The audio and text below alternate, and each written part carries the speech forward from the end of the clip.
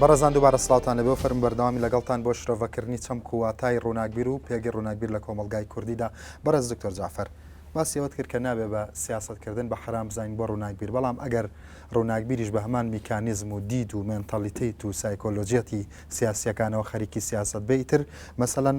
ڕووناکبیری چی با هەر پێی بڵێن سیاسی باشترە. بەڵێ وەزیفەیان ڕەنگە جیاواز بێ، ڕەنگە ئەرچیان جیاواز بێ. لە وڵاتی ئێمەدا ئێمە ئەگەر لە واقعی کوردی قسە بکەین ئەمەی کە سیاست دەکات حیزب سیاست دەکات و حیزب سیاست ئاراستە دەکات. ئەمە باگراوند و فەلسفەی سیاسی حیزبە بە جۆرێک لە جۆرەکان ناو گەمەکەری سەرەکی ناو سیاسەتی کۆمەڵگایە و لەناو ئەم حیزبانەشدا ڕووناکبیر هەیە. تۆ ناشێت لەبەرەوەی ئەمە حیزبێکی دیاری کراوە سیاست دەکات، بەڵام دوجار ئەوەی کە من دەڵێم سیاستکردن بۆ ڕووناکبیر بڤە نیە، حرام نییە، مشارەکەکردن لە حیاتی سیاسیدا و کارێکی دروستیشە لەبەر ئەوەی بۆی سیاست بەلاڕێدا نەبرێت. لەبەر ئەوەی تۆ دەبینی لەبینی دووشتدا جیاوازی بکەین ئێمە کاتێک لەناو حیزبدا کاتێک لەناو حیزبدا ڕەئی قەمع دەکرێت، ئازادی قەمع دەکرێت، جیاوازی دەکوژرێ، هەرچی ڕووناکبیرە بێتە دەنگ، هەرچی ڕووناکبیرە بازدا بەسەر مەسەلە ئایدۆلۆژیەکاندا، بەسەر مەسەلە سیاسیەکاندا، بەسەر مەسەلە حیزبیەکاندا، لەو نقطەیەدا لە بەرامبەر ئەم ئایدۆلۆژیایە، ئەم سیاسەتە، ئەم حیزبە، ئەم ئاراستە، ئەم تەوەجوهە فکری خۆیدا بوەستێتەوە، خۆی بەستم حیزبەکەیەتی جا ئەلفە با جیمە هەر کەسێکی لە زۆر باشە. بەڵام بەڕستان باسیەوەکەن بڵێ مشارەکەی سیاسی بۆ ڕووناکبیران تا ڕادەیەکی زۆر پێویستە لەبەرەوەی تا ڕادەیەک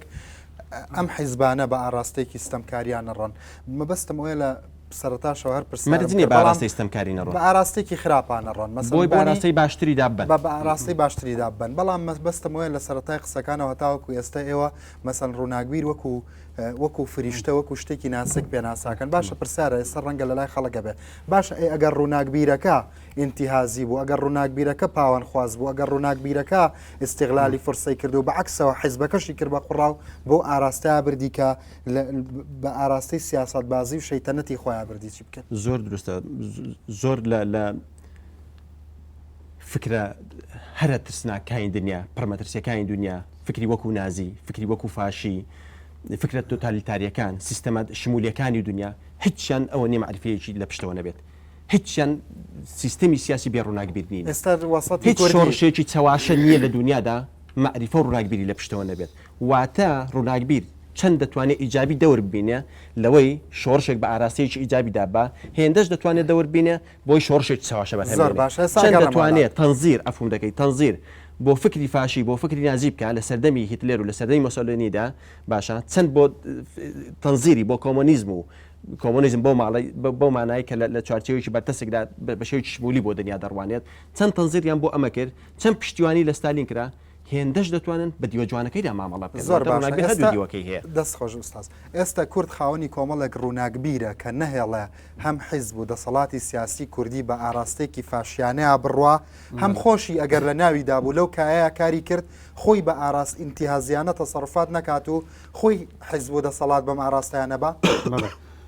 سەرەتا من بەڕاستیەکی کۆمنتێکم لەسەر قسەکانی کاک جعفەر هەیە، بە قسەیەکی جیلدیڕۆز دەست پێکەم. جیلدیڕۆز دەڵێ ڕووناکبیر نابێ حیزبایەتی بکە نەک سیاست، چونکەوە دوشتی جیاوازم لێک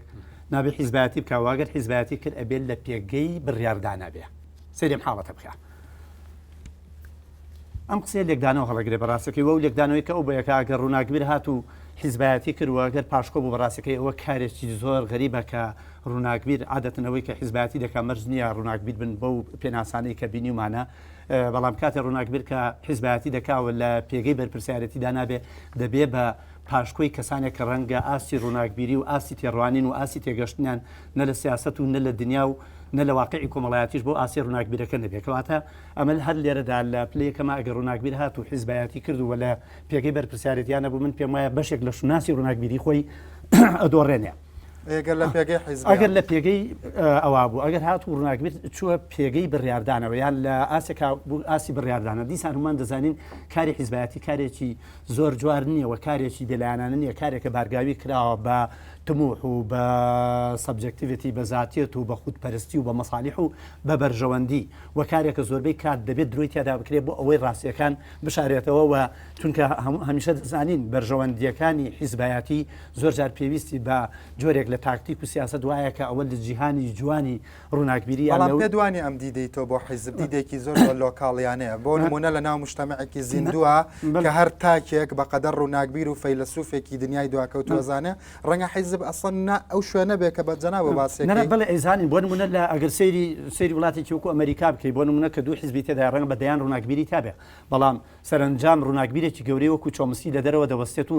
مووقعی کە بە ڕووناکبیری یەکەم حسابە مووقعی ڕەخنەگرتنە لە هەمووان دەبەرەوە من پێم وایە ئەو دیدەی من دیدێکی لۆکاڵی نییە بە قەرەوەی کە دیدێکە مەسەن لەسەر ئاستی جیهان سێریکە لە ڕووناکبیرە زۆر گەورەکانی ئێستای جیهان بۆ نمونە کامیان دەبینی ئەندامی مەکتەبی سیاسی حیزب یا ئەندامی سەرکردایەتی حیزبێ مەبەستمانەوە نییە کە تۆنی بلێر پیاوێکی ڕووناکبیر نەبووە بەڵام ئێمە دەبێت لێرە دوو حاڵە جا بکەینەوە ڕووناکبیرێکی حیزبی جا بکەینەوە کە بەڕاستی حیزبایەتی دەکاوە ڕووناکبیرەکەی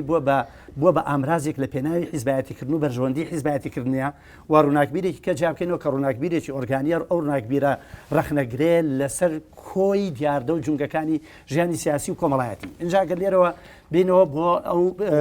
ئەو پرسیاری کە جەنابەت باست لەنە واقعی کۆمەلگای کوردەواریە ئێمە لە ڕاستیدا دەبێ سێری ئەوکەین کۆمەلگای ئێمە کۆمەلگایەکە جیاوازیەکی گەورەیە لە کۆمەلگاکانیکە ژیانی حیزبایەتی و سیاسی کە لە کوردستانە دەستی پێکردووە لە سەرتاوە دەبێ بزانین لەلایەن کێوە دەستی پێکردووە کە بگەڕێن و بۆ کۆنتترین بزوتنەوەکان نەتەوەی کورد لەلایەن ئاغا و شێخ و مەلاکانەوە ئەوانەی کە خوێندەوار بوون و ئەوانەی کە لە مزگەوتەکان خوێندویانە کە جۆرێک لە ڕووناکبیریان بووە ئەوانە سەرکردایەتی بزوتنەوەکانیان کردەوە ئەوانە ئەو کەسانە بوون کە ڕابەر بوون لە کۆمەلگا معنایەوە لە کۆمەلگای کوردیا هەر لە سەرتاوە جۆرێک لە تێکەڵاوبوونێک هەیە لە نێوان کاری حیزبی ناوەنی کاری سیاسی ناوەنی لەگەڵ کاری ڕووناکبیریە هەتاکو ئێستاچی لەگەڵا بێ هەموو حیزبانی کە لە کوردستانان ئەوانەی کە سەرکردایەتیان کردو ئەوانی کە دایان بەخێر شکاوەتەوە بۆ سیاسەتیش و بۆ کای ڕووناکبیریش بەداخۆ من پێم وایە بۆ هەردووچیان بە خراپ شکاوەتەوە چونکە هەم ڕووناکبیر شوناسی خۆی ون کردووە لە نێوان ئەوەی کە حیزبی و سیاسیە یان ڕووناکبیرە هەم سیاسیەکەش خۆی هەندێک جار مەسەلەن دەبینی سیاسی بەڵام سیاسێکی ڕووناکبیریش نیە لەبەرەوەی لە تەنیشتەکەی ئەم ڕووناکبیردانیشتووە لە تەنیشتەکەی ئەو ڕووناکبیردانیشتووە هیچ کامیان نازان شوناسی ڕاستەقینەی خۆیان کامباشەکەواتە وەڵامی پرسیارەکەم چیە ئێستا ئەو ڕووناکبیرە کورد بۆ نمونە ئێستا خاوەنی کۆمەڵە ڕووناکبیرەکە بۆ نمونە تا ڕادەیەک هەست بە ئیتمێنانێکی دەرونی بکە مەسەڵەن بڵێ من کۆمەڵە ڕووناکبیرم هەیە بۆ نمونە ئەگەر بچێتە ناو حیزبەوە نایڵێم حیزبە بە بابی استبدادا بڕابە ئەگەر لە دەرەوەی حیزبیش بێ خاوەنی دیدێکی مۆزوعی و عەقڵی و ویژدانیە کە نەبێ بە بووق نەبێ بە دەربار کاکە ڕەنج واقعی ڕووناکبیری و کۆمەڵایەتی کۆمەلگای کوردی وای کردووە ئەو ڕووناکبیری کە لە دەرەوەی حیزبە ژمارەیەکی زۆر کەمە مەرجنیە ڕووناکبیرەکە ڕووناکبیری حیزبی بەڵام بەشێکی زۆری ڕووناکبیری پاشکۆیە یا ڕووناکبیرێکە کاک هەڵکەوت باسی شتێکی کرد سەرەتا باسی ذاتی بوون و مۆزوعیبوونی ڕووناکبیر ئەو ڕووناکبیرەی کە زیاتر دەبێتە ڕووناکبیرێکی سیاسی دەبێتە ڕووناکبیرێکی زیاتی کە زیاترین ئامانجەکان لە سیاستکردنی ڕووناکبیرە من پێم وایە ئامانجی زیاتین زیاتر لەوەی کە ئامانجی مۆزوعی بن هەر ئەمە شوامان لێ دەکا کە بڵێن کورد لە ئێستاداوە لەو چرکە ساتی کە ئێمە تێدا دەژین کۆمەڵی ڕووناکبیری هەیە بەڵام ڕەنگە تاکوتەرایەکی ڕووناکبیرێ بێکە لە دەرەوە خۆی ڕاگرتووە بە شێوەیەکی زۆر محدود بەڵام بەشێکی زۆری یان ڕووناکبیری حیزبیە یا ڕووناکبیری پاشکۆی حیزبەوە پێی وایە کە دەتوانێت لە دوای حیزبەوە لە تەنیش حیزبە زۆر شت بکاوە ناتوانێت لەسەر پێی خۆی ڕابوەستێ باشە مامەستا پرسیارێکە لێرەدا بەس بە کورتی وەڵام بەرەوە مەسەلەن پاشکۆبوون و پاشکۆ نەبوون ئازادی و سربەخۆی پێ وایە ئەم تەسمیانە مەسەلەن حاڵەتی فیزیکی تەحدیدیەکە بۆ نمونە ڕەنگە کەسانێک هەبێ لە ناو حیزبێکا بن بەڵام بیرکردنەوەیکی زۆر ڕادیکالیان هەبێ بەڵام ڕەنگە کەسانێک هەبێ لە دەرەوەی حیزب بێ وجودی فیزیکی نەبێ مەعاشی نەبێ ئەندام نەبێ لە ناو حیزبێکە بەڵام بیرکردنەوە و دنیابینیەکەی زۆر ئاواهیە پێدوانە پێویستە ئەم مەفاهیمانە پیا بچینەوە بێگومان ئێمە ئەبێ بە هەموو ئەو شتانەیە بچینەوە لە چڕنواگەیەکەوە یەکەم من پێم باشە ڕۆشنبیر کە ئەندامی حیزبە لەگەڵ ڕۆشنبیر کە ئەندامی حیزب نییە یەکەم جارجاری ئەم دوانە جیاب بکەینەوە لە یەکتری چکە من پێم وایە هەر ڕووناکبیرێ بوو بە ئەندامی حیزب بمانەوێت نەمانەوێ محکوم دەبێت بە استراتیجیەت و تەکتیک و هەڵسو کەوت و ڕێبازی ئەو حیزبە سیاسیە و چەند بیرکردنەوەی معرفیانەشی هەبێ لەوانەیە حیزبەکەی لە دەربڕینە ئەگەر حیزبی دیموکراتیش بێ چونکە حیزبە دیموکراتیەکان بۆ خۆشیان لە بڕیاردانە محکومن بە تێڕوانینی زۆرینە و کەمینە واتە ئەگەر بێت و بیرۆڕایەکی زۆرینە لە ناو حیزبێکی دیموکراتیدا زاڵ بێ کە بێ ئاڕاستی ئیشکردنی ئەم حیزبە لەم قۆناغەدا بەم شێوەیە بێ ئەو ڕووناکبیرە ناتوانێت لە دەرەوەی ئەوە ینی مامەڵەیە بکات لەبەرەوەی ئەندامی حیزبە ئەبێ بەندی تێڕوانین و استراتیژ و تەکتیکی ئەو حیزب بێ ئەوەی کە لە دەریشەوەی وەکو جەنابێت من پێم وانی ئەو ڕووناکبیرانەی کە لە دەرەوەن بەسمەوە بە قسەیەکی کاگعتاوە هەموو خەڵکانێکن بە دەرن لە تێڕوانینی تەسکی حیزبەتی لەبەر هەندێک خەڵکی ڕووناکبیرە لە دەرەوەی حیزبە بەڵام بیرکردنەوەیکی حیزبیانەی تەسکە یعنی واتە بۆ خۆی لە بری ئەوەی خاوەنی ئەو دیدگایە بێ وەکو دکتۆر وتی کە گلۆبال بیر بکاتەوە لەگەڵەوەی کە لۆکال بیرەکاتەوە گلۆبال بیر بکاتەوە ئەو زۆر لە لۆکاڵێ کەش تەسکتر بیر دەکاتەوە و ئەو دێنێ بە ئەدەواتی مامەڵە لەگەڵ هاوپیشەکانی خۆیان دەکات یا ڕووناکبیرەکانی ترا دەکات کە هەندێک جار لەوانەیە تێڕوانین و دەربڕینی سەدەکانی ناوەڕاست قبولی بکە نەک لەم قۆناغەدا بۆ نمونە ڕووناکبیر هەبوو لە سەردەمی ئەو توندوتیژی و بڵێن وەزعی کە لە کوردستانە ڕوویدا ینی گەیشتە ئەو ئاستەی کە بڵێ بەردێکی سەرا وسڵخانەیە یعنی ئەم تێڕوانینە بەردێکی سەرا یعنی شوێنێ بۆ ئەوەی ئەو کەسەی نەچێتە سەر مایکرۆفۆن و نەچێتە بەردەمی جەماوەر و جەماوەر پیرۆز نەکات لە ڕوانگەیەکی پۆپۆلیستیەوە یعنی تۆ واتە ڕووناکبیر نیت واتە تۆ کەسێکی ئیلتیزامێ لە دەستداوە خیانەتت کردووە پاشکۆی دەسەڵاتیت ئەم تێڕوانینە کاتێ ڕووناکبیرە یا چەند ڕووناکبیرێ پیادەی دەکەن ئەمە بۆ خۆی بەجێهێشتنی ئەرکەکانی ڕووناکبیر خۆیانە و ئەمە جگەلەوە و ئەو ڕووناکبیرانە کاتێ هاتوون دەخالت لە سیاسەتا دەکەن بە ئەدەواتەکانی معریفە دەخالەتیان کردووە و کاتێ لە معریفەیە قسەیان کردووە بە ئەدەواتەکانی سیاست مامەڵیان لەگەڵا کردووە زۆر باشە بە کورتی بەس وەڵامی ئەم پرسیارم بەرەوەی تر کاتی ئامادەبووانە پرسیار بکەن لەسەر قسەی بەڕێزان چ کۆمنتێکت هەیە هاوکات پێ دوایە مەسەلەن بە تەواوی فەزای ڕووناکبیری ئەمە ئاوا خنکاوە لە ناو حیزبەتی و سیاسەتا من ئەگەر دەرفەت دەی من سراحەتەن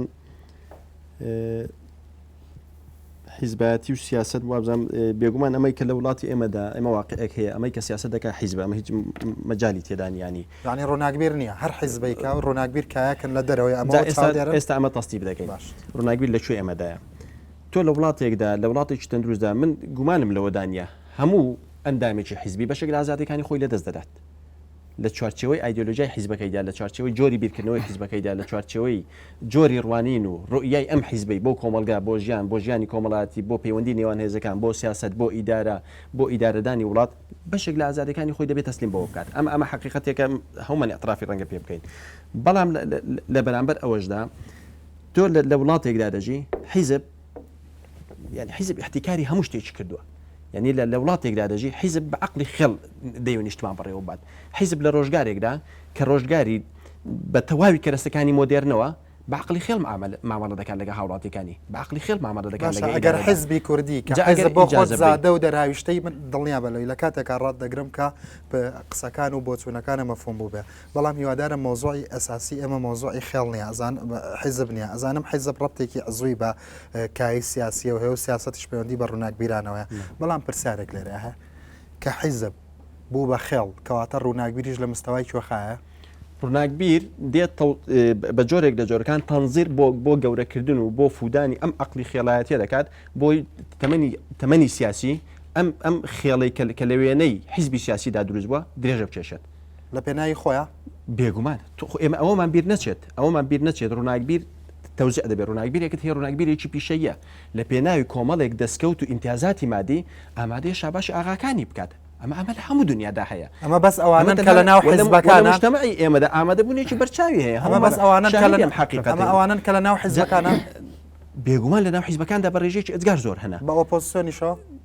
من نازانم من ئێستا ئەگەر دەرفەتم بدەی قسە لەسەرەوە دەکەم لەسەر ئۆپۆزیسیۆن لەسەرەوە ئەگە بێتە سەرەوە ئێدوارد سەعید کاتی کە قسە لەسەر مەسەلەی ڕووناکبیر دەکات ئەم دوو جۆرەی ڕووناکبیرێکی داهێنە ڕووناکبیرێکی گەورە کە کاری داهێنانە کە کاری بەرهەمێنانی فکرە و فکر لە پێناوی بەدیهێنانی ئامانجێک لە خزمەتی مرۆڤایەتی لە خزمەتی ئینسانیەت لە خزمەتی کۆمەلگا لە خزمەتی دیموکراسی لە خزمەتی مەدەنیەت و لە بەرامبەردا ڕووناکبیرێکی ترت هەیە ڕووناکبیرێکی پیشەیە ئەم ڕووناکبیرە پیشەیە لە بەرامبەر ئەوەی کە وابەستەی هێزێکە وابەستەی ئایدۆلۆژیایەکە وابەستەی قەناعەتێکی سیاسی دیاری کراوە یان حیزبی دیاری کراوە یان شخصیەکی دیاری کراوە دێ کار دەکات لە پێناو ئەوەی ئیمتیازێکی شخصی بەدەست بهێنێ کاری ڕووناکبیری درێژە پێدەدات بەڵام ئەم کاری ڕووناکبیری خزمەت بە چێ دەکات خزمەت بە معریفەی بە بەرهەمێنانی معریفە ناکات خزمەت بە بەرهەمێنانی فکر ناکات خزمەت بە جۆرێک لە فکر دەکات بە جۆرێک لە سیاست دەکات بە جۆرێک لە معریفە دەکات کە معریفەی درێژە پێدانی عقلێکی دواکەوتوانەی خێڵەچیە کە لە شێوەی حیزبدا دوجار خۆی تەوزیف دەکات یاخود خۆی مایش دەکات ئەمەی کە لە ناو معارەزەدا هەیە من گۆران قسە لەسەر گۆران دەکەم سەراحەتەن ناتوانم بەناوی نوێنەری هیچ هێزێکی تری معارەزە نیمە لە کوردستاندا و نوێنەری بستنەوەی گۆڕانیش نیمە لێرەدا سەراحەتەن من وەکو ئینسانێک کە قسە دەکەم بەڵام ڕەنگە و حەقە بەخۆم دەم کە بە حکمی ئەوەی کە لە ڕێی ئەم لیستەوە چوومە ناو پەرلەمانی کوردستانەوە قسە لەسەر بستنەوەی گۆڕانیش بکەم لە کوردستاندا من بە حاڵی خۆم قەناعەتم وایە حیزب بە شێوەیەکی زۆر ناتەندروست مامەڵە دەکات حیزب ئەرچی حیزبی جێبەجێ ناکات حیزب بە جۆرێک لە جۆرەکان عقلی خێل بەرهەم دێنێتەوە مەبەستە لە لێرە بۆم ئەگەر ئیجازە حیزب مەبەستە بۆ نمونە فەزای حیزبی و مێنتالیتێتی حیزبیە بە ئۆپۆزیسیۆن و پارتیوێکێتەوەیە بەس مەبەستە پارتیە بەستم حیزب دەسەڵاتدارەکانەوەی کە لە کوردستاندا حکمڕانی دەکەن جا ئێمە دەکرێت قسەی ورتری سەر بکەین حیزب لە کوردستاندا وەلای شخصی بەرهەم دێنێ دیوەخان وەلا بۆ دیوەخان بەرهەم دێنێ حیزب جارێکتر لە کوردستاندا نیشتمان دابش دەکاتەوە حیزب جارێکی تر لە کوردستاندا ئیرادەی ئینسان دەکوژە پێکهاتی کۆمەڵە تەرکیبەی کۆمەڵایەتی و سایکۆلۆژی ئینسان تەشویه دەکات لە ڕێگای چیەوە ئێمە هەمومان لە کوردستاندا زۆر باش یەک دقی ئیجازەم بدەیت ئێمە هەمومان لە کوردستاندا پێمان وابوو بەعز بە جۆرێک کاری کردووە لەسەر تێکشکاندنی ئیرادەی ئێمە پێویست بوو لە دوای ڕاپەڕینەوە هێزە سیاسیەکانی ئێمە کە دێنە سەر حکمڕانی لە ئەلفیەوە تاوەکویەی هەمویان یەکێک لە سەرنجەکانیان بریتی بوو جارێکتر بریتی بێ لە دروستکردنەوەی ئەم تاقەیە بریتی بێ لە دروستکردنەوەی ئەم سامانە مرۆیە لە کوردستاندا بەڵام جارێکی تر بە ئەسلوبێکی تر بە شێوازێکی تر بە زمانی کوردی ئەم تاقە ئینسانی جارێککە ژێر پێخرایەوە جارێککە میرادە تێکشکێنرایەوە بەڕاستی من لێرەدا ناچارم دەکەی ڕات بگرم لەبەرەی ئەوەنەی کە شەرحی حیزبم بۆکەی شەرحی ڕووناکبیرم بۆ ناکەی پرسیارێکی کورت و ڕوون و مختصەر و ڕەوانم کردووە مەسەڵەن هەموو ئەو ڕووناکبیرانەی کە مەسەڵەن قەنەعەتیان بە یەکێتی و پارتیە ڕەنگە ئێستا ئەوانیش تۆ چۆن واڵی ڕەنگە ئێستا مەسەنێکێتی و پارتیەک لەسەر مێزی بەرنامەکەم بووە لەوانەیە ئێستا بیان و تایەکێتی و پارتی میکانیزمی گۆڕانکاری ڕیشەی و جەوهرین لە کۆمەلگای کوردیا ئەو ڕووناکبیرانەی کە لەگەڵان هەمووی بە پێچوانەی قسەکانی جەنابتەوە من ئەمە کاری من نییە بەڵام پرسیارێکی جەوهریم کرد هەموو ئەو ڕووناکبیرە حیزبیانەی کە لەگەڵ پارتی وێکێتیان ئەمانە هەمویان خەریکی شاباشی ئاغاکانیان و هەمویان خەریکی پاراستنی وەزعی قائیمن ئەی ئەوانەی کە پرسیارم کرد کە لەگەڵ ئۆپۆزیسیۆنان ئەمانە هەمویان کاکەرەنج بۆی قسەکان وەک خۆی بگات من قسم لە ڕووناکبیری پیشەیە کرد تم لەناو حیزبە سیاسەکانی کوردستانیشدا ڕووناکبیری پیشەی هەیە ئەوان بەشێکن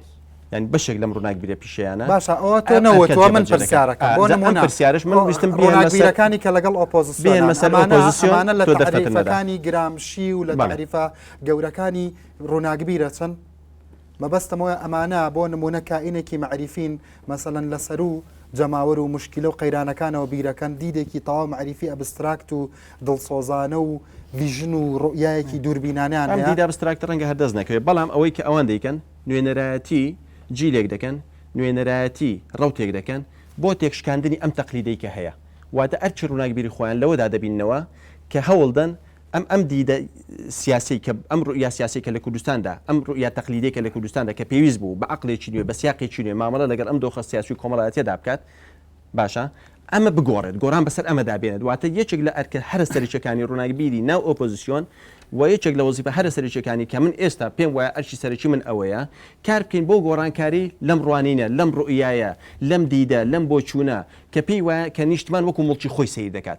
زۆر سپاس ئەگەڕێمەوەڵات بەڕێستان و تۆبزان کۆمنتەکە من ئەمێ لەگەڵ دکتۆرە ئەوە یەکلا بکەینەوە بە بڕوای من هەر ڕووناکبیرێک کە چۆن ناو حیزبەوە لە واقعدا محکومە ینی منەوە دووبارە دەکەمەوە جارێکی تر محکومە بەو استراتیژ و پرۆگرامی کە ئەو حیزبە دیاری دەکاتەوە من پێم وایە اینجا نه من ئێستا دێم ینی بۆ وەکو ڕوونکردنەوەی بۆ قسەکەی کاک جعفەر من پێم وایە بەشێ لەو ڕووناکبیرانەی کە ئیمڕۆ لەناو بزوتنەوەی گۆڕان ئیش دەکەن کۆمەڵە خەڵکێ بوون هەندێک لەوانە لە بواری معرفیات شوێن پەنجەیان دیار بوو ئیش و کاری معرفی باشیان دەکرد بەڵام هەوەندەی چوونەتە ناو بزوتنەوەی گۆڕانەوە ئەوەندەی بایەق بەلایەنە سیاسیەکە دەدەن ئەوەندەی بوونەتە داعیەیەکی سیاسی وەکو ڕووناکبیر پەیامی خۆیان نەپاراستەوە بەس لەبەر ئەوەی بێدەنگ نابن ئەوەی گەنج ئەزانی کاک ڕەنج ئێمە هەموو ئەرکی سەرشانمانە ئەرکی سەرشانی هەموو کەسێکە کە خۆی بە خوێندەوار نووسەر تا ڕووناکبیریش دەزانێت پێویستە لە ئاستی بێدادیە قسە بکە پێویستە لە ئاستی ناعەدالەتیە گەندەڵیە لە ئاستی هەموو ئەمانەدا قسە بکە بەڵام تۆ وەکو پرسیارەکەی خۆت ئێنمەوە ئاراوە ئایا جیاوازی قسەکردنی سیاسیەک لەگەڵ ڕووناکبیرێکە چییە؟ ینی ئەم دوانە ئەبێ بە دوو زمانی جیاواز قسە بکەن ئەگەر بە دوو زمانی جیاواز بە دوو باگراوندی جیاواز بە دوو دیدگای جیاواز سەیری دنیانەکەن ئەو کاتە اینجا کەواتە فەرق لە بینی ڕووناکبیر و ڕووناکبیر بەواتە شمولیەکەی دوای و ڕۆناگیرانەی سیاسی تەمجیدی بوونی ئۆپۆزیسیۆنەکەن لە کوردستانە ئەمانە مەسەڵەن هەمان دیدی سیاسیەکانی ناو ئۆپۆزیسیۆنیان هەیە من پێم وایە بەشێک لەو ڕووناکبیرانی کە لە دەرەوەی بزوتنەوەی گۆڕانیشن ئەوانش لە کاتی ڕووداوەکانی حەڤەی شوبات بەدواوە وەکو لە سەرەتای قسەکان ماوتم کەوتنە ناو جۆرێک لە جەوی سیاسیەوە هەندێک لە میکانزمەکانی کارکردنی معریفی خۆیان لە دەستدا ئەوەندەی بوونە بانگەشەکارێکی سیاسی ئەوەندە وەکو ڕووناکبیرە بەردەوام نەبوون بەڵام من ئەمێ لێرەدا یەک خاڵ هین بکەمەوە کە ئیشکالێتێکی گەورەیە لە کوردستان بە بڕای من پەیوەندی نێوان ڕۆشنبیر و دەسەڵات لە لای ئێمە بە حکمی ئەوەی میلەتی ئێمە هەمیشە دژی دەسەڵات بووە ینی پەیوەندیکی نادروستە ڕووناکبیرانی ئێمە ئەوانەی بە تایبەتی لە دەرەوەی کاری حیزبایەتی ئیش دەکەن پێیان وایە ئەگەر بێت و سەلامێ لە دەسەڵاتێک بکەن جاو دەسەڵاتە بەڕای من دەسەڵاتی باڵادەستە یا دەسەڵاتی کەمینەیە کە ئۆپۆزیسیۆنە دەسەڵات هەر دەسەڵاتە لە بەروی هەرێکی هەژمون و دەسەڵات و پێگەی خۆی لەناو کۆمەلگەیە هەیە پێیان وایە ئەمە دەبێتە جێگەی ئەوەی کە ئەمان تێڕوانینی ڕووناکبیرانی خۆیان هەڵوێست و مەکانەتی ڕووناکبیرانی خۆیان لە دەست بدەن لە ئەنجامی ئەوە لەبری ئەوەی بمێنەوەکو ڕووناکبیرێکی معریفی خواز ڕووناکبیرێکەوە دروستکەری بەها مرۆڤایەتیە دیموکراتیە گشتیەکانی ئەم کۆمەڵگەیە بێ لەسەر و ناوچەیەکی تەسکەوە بچینە ئاستێکی فراوان تەماشا دەکەی خۆی دەکەوێتە ناو بازنەی سیاستکردنەوە جا ئەمە ئاگایانەیە یا بێ ئاگایانەیە و زیاتریش ئاڕاستەی ڕەخنە و تێڕوانینەکان بەرامبەر بە دەسەڵاتە لە کاتێکە ئەمە هەری ئێستاژنی ئەم خەوشیە چونکە دەشێ لەرەیە ڕەوایەتیەک بەهانەیەک بدەیتە دەست ڕووناکبیر لە دوای حەڤەی مانگەوە کۆمەڵی پێشێلکاری ڕوویداوە کە ئەمانە ناچار دەکات بەڵام ڕەخنەکانیان ئاراستی لە کاتێکا مەسەڵەن ئۆپۆزیسیۆن بۆ نمونە لەوانەیە ئێستا کەسانێ بڵێ تازە سەرپێکەوێ لە وڵاتی ئێمەیە کەمینەیەکن چ جورئەت و چ ئازایەتیەکی ئەوێ کە مەسەڵەن تۆ دابنیشی ڕەخنە لە کۆمەڵە کەس بگری کە ئەگەر لە وەکو سەرخانیش بێ خیتابەکان خیتابێکی ئەخلاقیە بۆ کۆمەلگا ئێمە ڕەخنەمان لەوە نییە کە ئەوان ئەو هەڵوێستە سیاسیان هەیە مەسەلە ئەوەیە ئەگەر بێت و ئەمانە لە ناو حیزبدا کە قسە دەکەن خۆیان وەکو ڕووناکبیری شمول ینی هەمەلایەن با بڵێن سیر بکەن نەک وەکو ڕووناکبیرێکی حزبی خەلەلەکە لێرەیە دەردەکەوێت ینی ئەو ئەگەر ڕووناکبیرێکی حزبی بێ دیفاع لە پەیامی حیزبەکەشی بکە لە پێناوی بەهاکانی قسە بکە هیچ خەوشێکی تێدانی و مافی تەبیعی بەڕاستی من هەندێک قسەمەیە لەسەر مۆزوع من پێم وایە ئێمە شتێکی نەمانتوانین تەشخیصی بکەین بەلای من ئەوەی لە کوردستان هەیە من کتێبێکم نووسیوە تۆ جەناب تێزانی خێڵوەکو حیزب وەکو بەدیلی خێڵە لێرە لەبەرەوە لێرە ڕۆشنبیرانیش کە دابەشە بن بەڕاستیەکەی ئەو ڕۆشنبیری کە ڕۆشنبیری حیزبی و کادری حیزبی من هیچ مانعەیەکم لەسەرەوە کادری حیزبی و کاری حیزبی دەکات و لە پاڵەوەشا من ئەوەی کە هەردوو برادر باسییان کرد بەڕاستیەکەی من ناتوانم جیاوازی بکەم لە نێوان ئەو کەلتورەی کە حیزبی دەسەڵات و دەسەڵاتی بەکارێنەوە ئەو کەلتورەشی کە ئۆپۆزیسیۆنی بەرهێنەوە عینن کەلتورە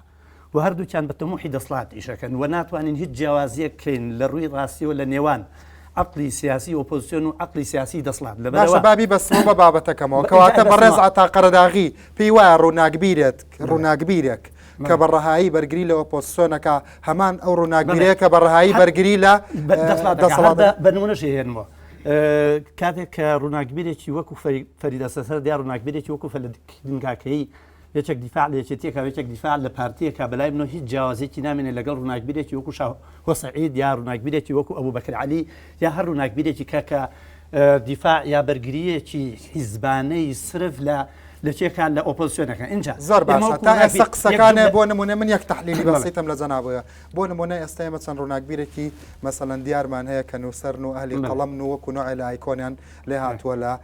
ساحەی ڕووناکبیری کوردیدا بۆ نمونە ئەم دوانەی کەوتە خۆیان بۆ خۆیان یەکلایی کردوێتەوە ئەی هەڵوێستی بەڕێزان بەختیار عەلی مەسەلەن بەڕێز ڕێبین هەردی ئەی هەڵوێستی بەڕێز مەریوان وریان قانع ناچارە بەمنایان بهێنم لەبرێت تۆ ناتوانانی خۆت لە هەندێک ناو بتزیتەوە لە کاتێکا باسی ئەو نوخبە ڕووناکبیری ئێمە بەڵام من پێم وابوو ئەو نوخبەیە ئەوایە لە دەرەوە بۆستانە بەڕاستیەکەی ئێمە ماوەی 20 ساڵە هەمومان ئەو جیلەیە ڕەخنە دەگرین لە کاریزمای بەرزانی ڕەخنە دەگرین لە کاریزمای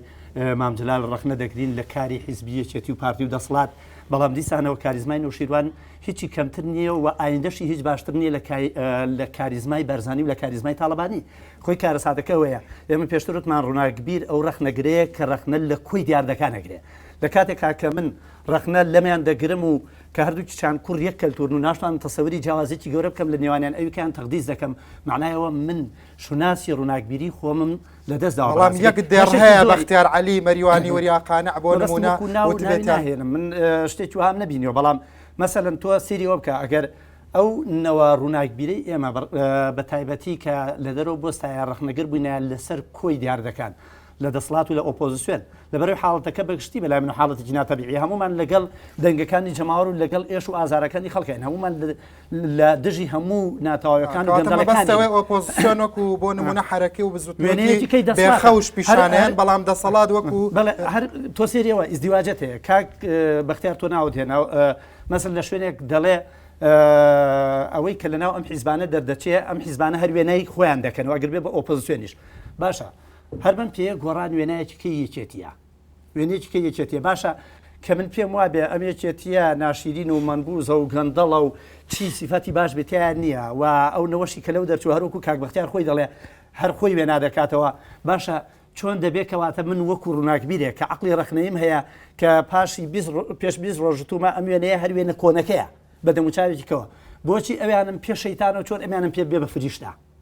بەلای منەوە بەڵام ئیدعای فریشتەبوونی ئۆپۆزیسیۆنی کردووە نەمە بەسم ئەوە نیە کە ئەو کردوێتی یان نەیکرد بێ ئێستا تۆ جەنابەت باسیەوەت کرد مەسەڵەن من یەکێک لەو حاڵەتانەوە ئەوەی کە لەبەر دەرچی سەرابێنیمان بۆ نمونە هەندێک لە ڕووناکبیرەکان بەڕاستەکەی من ئەو هەڵوێستەی کاک بەختیار و کاک مەریوان و لەگەڵ کاک ئاراس کاک